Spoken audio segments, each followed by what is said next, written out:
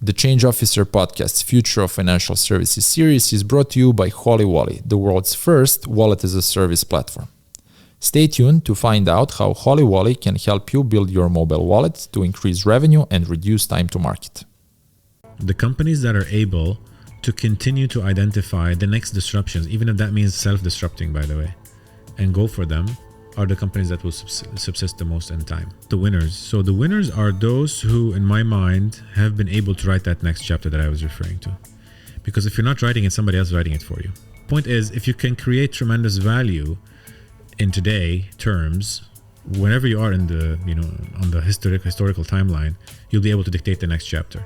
I think that is always what will drive human progress in my mind. Who is able to create that biggest delta of movement in terms of creating economic value, impacting people's lives, you get to decide the next chapter, and all of human almost condition follows that path. Welcome to the Change Officer Podcast's Future of Financial Services series. In this series, we are deep diving into some of the hottest and most pivotal topics in the financial services industry right now, including personalization in financial services, embedded finance, and the mobile payment revolution. Join us as we seek the answers to critical questions such as what does the future hold for the financial services sector and where should we look for the next big disruptive idea.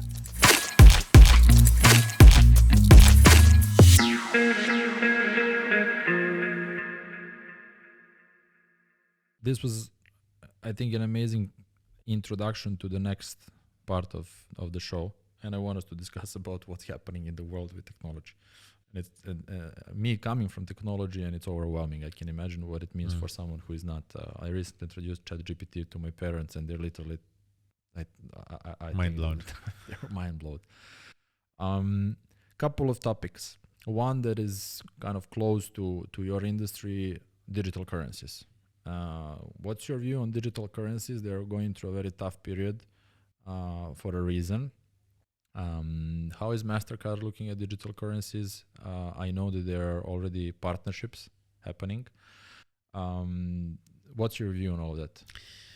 So on the first part of the question, which is what's happening with digital currencies, first of all, maybe let's just try to weed things out a bit and unpack the story and the question. So you have obviously all sorts of coins, from the most speculative, dodgy kind of Dogecoin, all the way to the more respectable, still surviving kind of Bitcoin, regardless of the value. Which is still questionable in terms of what is the value? What does it try to solve? Okay, is it a store of value, but for whom and why is it being used? We can debate that. Then you have other forms of value, which remains kind of TBD, still trying to find its feet. Some people say it's speculative. Some people say complete bogus, like the NFTs, for instance. Some say it's just art. You can value this thing on the wall, and it could be zero. I can value it at $100 million. We can debate that. And then there are things more, let's say, serious and more regulated, like a CBDC, which is central bank digital currency. So when a country, and usually some of them do come to us and say, hey, can you help us think about CBDC? We first try to ask the basic questions, like, is this a solution looking for a problem, or do you have a problem statement? Because effectively, today there are digital currencies, right? When you put money in a bank and you don't see the bill in your hand, right? That legal tender in your hand, that's digital currency. Now, it's not sitting on the blockchain, it's sitting on the ledger of a bank, and it's reported to another ledger, which is the central bank, right? Who controls the money supply. So arguably, it's kind of distributed, it's kind of digital currency, but it's not in the way that we're inventing and imagining CBDC. No. Centralized. Correct. Now, there has not been a clear CBDC win anywhere out there in the world. There's a lot of discussions about... There are trials as well. There are trials and lots of pilots, but you hear one country say, oh, we're working on this pilot to pay, for trade flows with another country directly. So they're trying to do that. They're trying to find... There's a lot of pilots, a lot of experiments. And actually, we're participating and encouraging a lot of them. We're actually trying to learn from them. And then there's the other sort of offshoot of this whole conversation, which is blockchain, where we also spend a lot of time, a lot of investment dollars, a lot of research dollars trying to figure out what to do with blockchain. And from that perspective, although we have like more than 100 patents, I think we're like the third largest sort of patent holder on the blockchain side. we've only found like less than a handful of use cases to commercialize, really. So in the recent past, with exchanges kind of like becoming more prevalent and trying to really help solve the issue of, I have, some coins, but I don't know how to use them to pay. Many of those exchanges globally and regionally have approached us and said, hey, can you help us, can help our consumers to use your tools, your products to pay with the coins. So that's where we've kind of also spent recently. You've seen some of our announcement around on-ramp, off-ramp kind of crypto cards and so on. So we're trying to solve for that. What have you learned so far from those experiments? Honestly, I think they're very early stage. So we haven't seen the initial pilots and bear fruit yet. So they're all kind of just being inked or inked very recently. So the work has just begun, right? And we need to see how that improves the users' experience from the initial pilots when they launch, and then we can take a view. Sure. Another interesting topic, probably the hottest topic these days, AI. Now, this is what is actually interesting, is that most of the informed world started paying attention to AI after ChatGPT was launched, right? Because ChatGPT was sort of the first widely accepted public use of AI, and everyone got shocked. While AI has been, in development for a couple of decades already in some shapes or form. Now, this is completely on a personal level. How do you feel about everything that is happening? AI, ChatGPT, new technologies. Look, I think there's an interesting book called Stealing Fire that I was reading recently. I don't know if you've read it, but it's basically Stealing Fire. Yeah, it's a very cool book. It talks about how at every, in a nutshell, I mean, I don't know if I'm summarizing properly, but one of the key messages is, and that's the reason for the name, is for every technology that is held by elite, at some point there comes someone or a force or a group of people that steal that knowledge and want to give it out to the world, right? So I think Fire. Okay. Yeah. So I think maybe to give you one example, Gutenberg took the knowledge from the elite, royalties and the priests and the church and gave it to the people, because when you can print books at scale, people can learn to read and write. So when that's stealing fire, that's his point. And then it's a reference to Prometheus, who stole fire from Zeus to give it to the people and, got punished for it.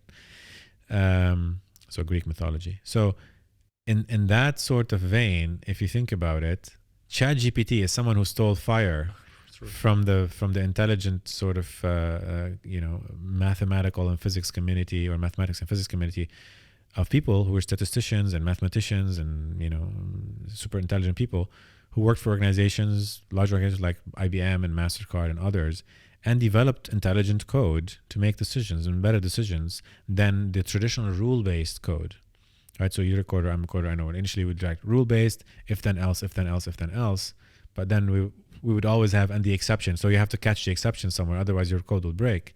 So what AI has been doing for the last 2 decades, to your point, is, for instance, on our network, we've been applying AI for a couple of decades, and some of it is to catch fraud, to run cybersecurity routines, kind of keep the peace, try to guess what looks like suspicious behavior and stop it on the network before it goes global or viral.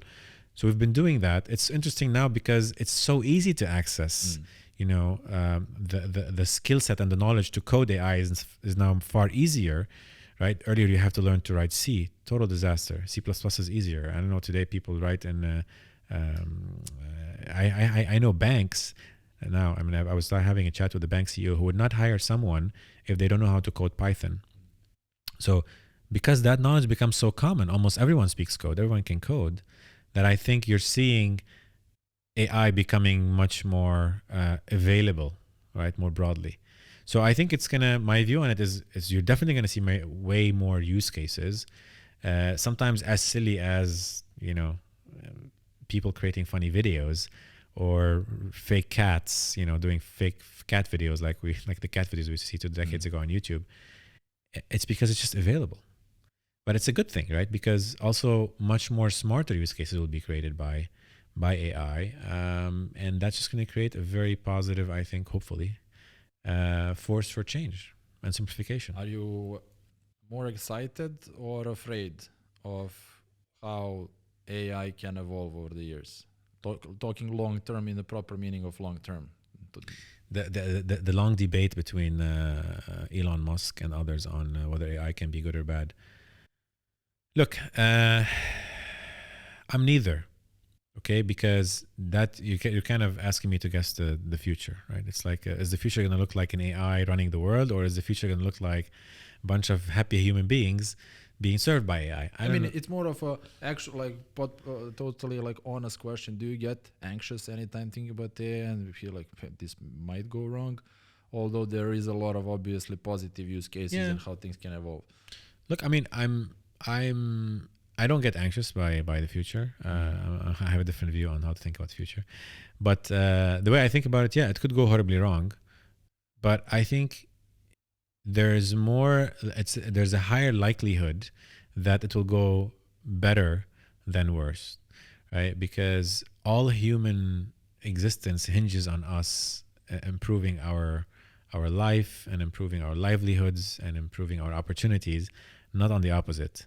So I wouldn't kind of be able to imagine why there would be a doomsday scenario, because it's just too unlikely to me. Yeah. Not that it's impossible, but just too unlikely.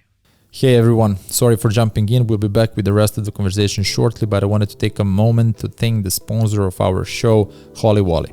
Within the next 2 years, 4 billion people will be using digital wallets, and the global mobile payments market size is expected to hit US $5.5 billion by 2024. It's more important than ever for financial service providers to offer a digital wallet service to their customers. Enter Holy Wally, the world's first wallet-as-a-service platform that allows any financial service provider to build their own digital wallet as efficiently and cost-effectively as possible. Whether you're a fintech, retailer, banking institution, or insurance carrier, Holy Wally has all the elements you need to build your own company's ideal digital wallet in a matter of minutes and manage it on an ongoing basis.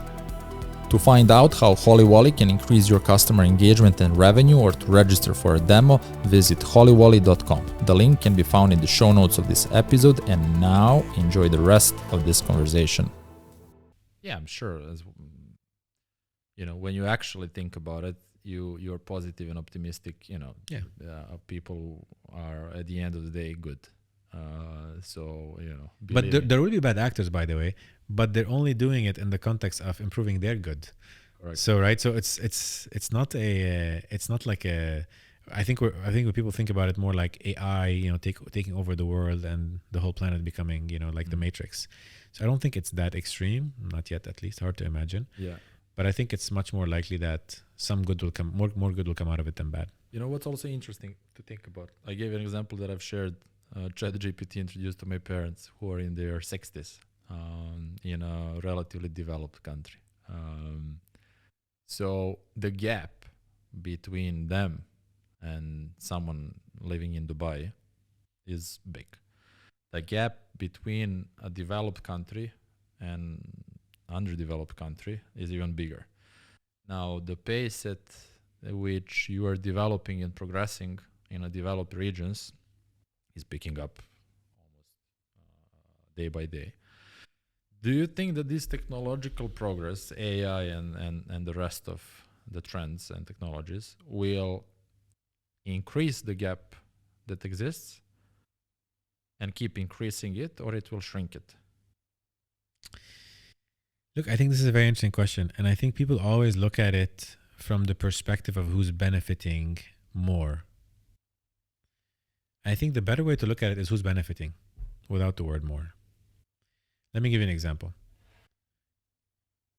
Has technology enabled some people to make a ton of money and become, gazillionaires today? For sure. Yes. I mean, the richest people in the world, own things like Amazon and, Elon Musk, etc. So, and Warren Buffett. So definitely scale and technology has enabled them to get richer. Now, along those same lines, hasn't Amazon made everyone's life easier? Because instead of you running to the store and wasting your time to buy something, you can just order it in 3 clicks. Okay. Now, some of the biggest companies in the world are like Apple, phone makers. not just Apple, other phone makers, other OEAs. Now, if you're an Apple stockholder, you're doing well. But also, if you have just a smartphone, doesn't have to be from Apple, could be from any Chinese manufacturer, and you're a farmer in Pakistan, or you're a chaiwala in India, and you see something and you say, hey, I can make that tea also, and then you start making it on your kiosk, isn't your life better? So I think the question, nobody asked the question, who's benefiting, and is this benefiting the world? Everyone asks who's benefiting more, like it's a competition, because we're a very competitive species, which is fine. But I think, yes, so to you answer your question, sure, yeah, the gap will be bigger, because guess why? We're creating more value, more economic value over time as a global population. Mm-hmm. The population is growing and the pool of value is growing. So probably, yes, whoever's at the top will keep going up. Mm-hmm. But I think also it's good to say that the base is increasing and more people have opportunities to participate. And that's why, going back to your question about the billion people into the digital economy, because we want people to participate and not be disintermediated. Today, the worst kind of poverty today is not being in digital economy, because that means you have no access to knowledge, no access to discovery. You cannot, you don't know what's going on around you. Your information gets to you very slowly. You don't have access to price discovery, so you don't know if you're buying things cheap or expensive.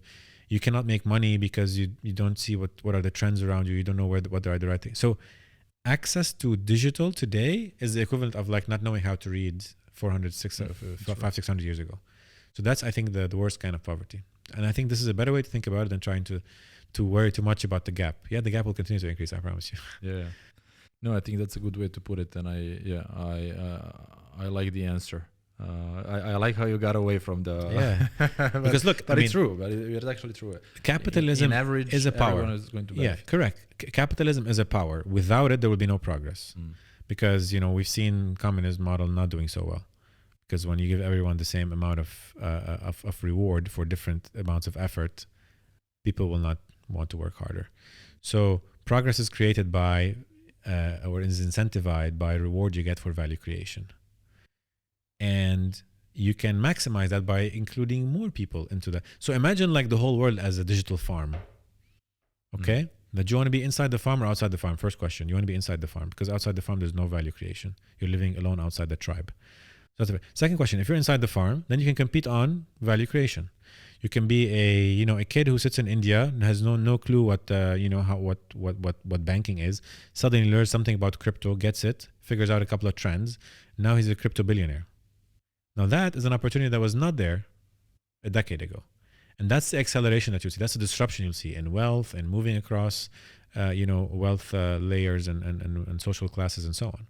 So I think there are interesting new changes and new developments that are impacting population or the global population at scale that has not been seen before. It's pretty interesting. Having everything that we said so far in mind, I have a wrap-up question. Where do you see the next big thing, the next opportunity, or a change that will happen in the relatively near future? That if you would have, another 8 hours in your day and you wake up one day feeling entrepreneurial, that you would go for and try to solve? So I guess I have two answers for you, because I have one answer for every one of those questions. So my biggest passion personally is identity. Okay. Because I don't think, and I'm talking about identity management in general, right? And the digital identity as a whole. So I don't think as a global species of, people living in 210 countries, we have really thought about scalable solutions for identity.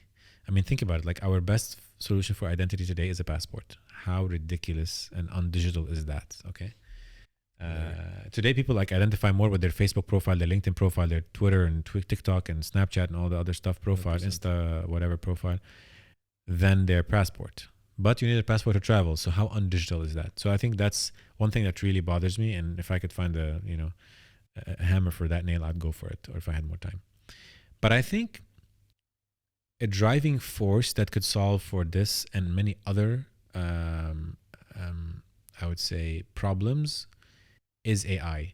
Because the way I think about AI is an acceleration of the human thought process. And if that's applied at scale, it will free us up to do the things that AI cannot do, right? To do the more maybe physical things or to more creative things that as an AI you cannot do, because AI is very constrained, has a set of rules and trying to solve one problem. Our ability is to link dots that are not seemingly connected so easily and be creative and think outside the box or things without a box, right? So I think if I had more time, I would definitely spend more time on developing AI use cases and think about ways to make AI much more accessible and much more deployable across different use cases, sectors, business models, and find linkages. I think that's where the most value is. Wherever there's linkages to be made that were not made before, I think that's how you create value and bridge gaps. Yeah, and I think that we're going to witness that in increasing speed over the next even months. Exactly. JK, thanks for coming Thank you on for the having show. me. It was very inspirational. Thank you so much. Guys, I hope you enjoyed. I thoroughly enjoyed the conversation.